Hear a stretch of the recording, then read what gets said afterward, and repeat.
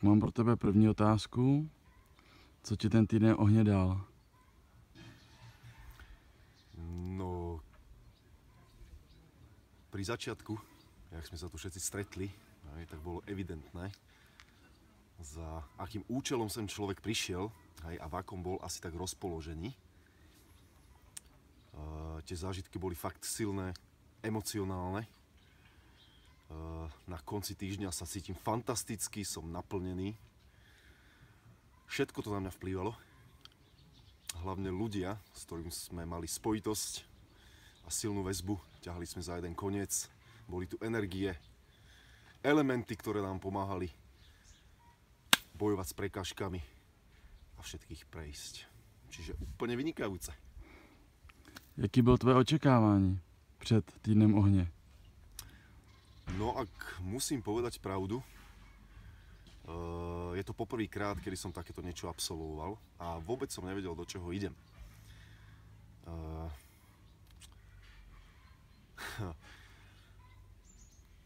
Je ťažké vyjadriť pocity,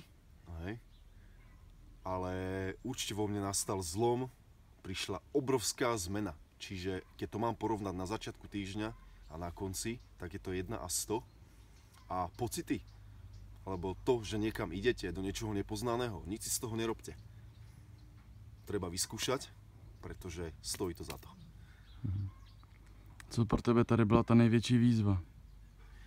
Najväčšia výzva asi bol strach.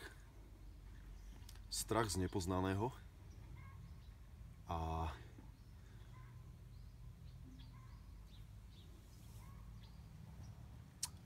teraz chvíľu popremýšľam.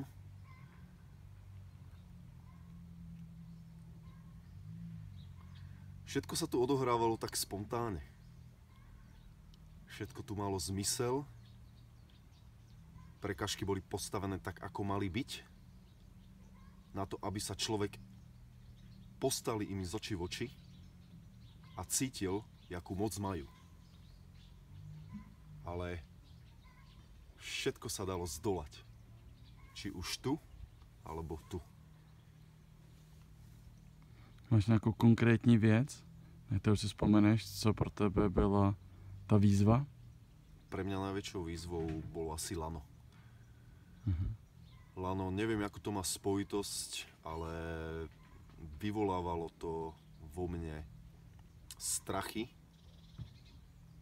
ale bojoval som a každým zdolaním toho lana som mal väčšiu a väčšiu istotu, čím dôkazom bolo to, že nakoniec môj strach úplne niekam odišiel, sa rozplynul a hravo som to dal. Jak se cítíš teď po týdni ohně? Je to snad vidieť. OK. A co by si vzkázal budoucím chlapům, kteří by chtěli přijet na týden ohně? Chlapi, ničoho sa nebojte. Ak máte problémy, starosti, ste nevyrovnaní, nie ste si istí, nemáte kontrolu nad sebou a nad životom. Tu je toľko energií, toľko moci, je tu príroda, je tu pokoj, sú tu skvelí ľudia, to uvidíte sami. Toto všetko tvorí jeden celok a preto si myslím, že je nevyhnutné, pokiaľ vám niečo v živote chýba, aby ste sem prišli. Stojí to fakt za to. A poslední otázka. Co by si chtěl říct o Martinovi?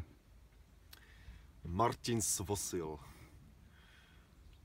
Silné meno, silná osobnosť. Už zo začiatku bolo jasné, že všetko to má v živote usporiadané. Zobral som si z neho veľa, dal mi veľa. Je to proste úžasný človek, silný charakter a s ním to určite dáte. OK, tak ještě k tomu doplním teda jednu. Je ničím, čím tě překvapil? Martin ma prekvapil svojím neriešením ľudí. Svojou úprimnosťou, je spontánny má super vlastnosti. Vidno, že si v živote prešiel veľa vecami. Myslím, že strach mu nič nehovorí. A určite má rád ľudí. A je rád v ich blízkosti. Super, Luďo, díky moc. Za málo. Poďte do toho.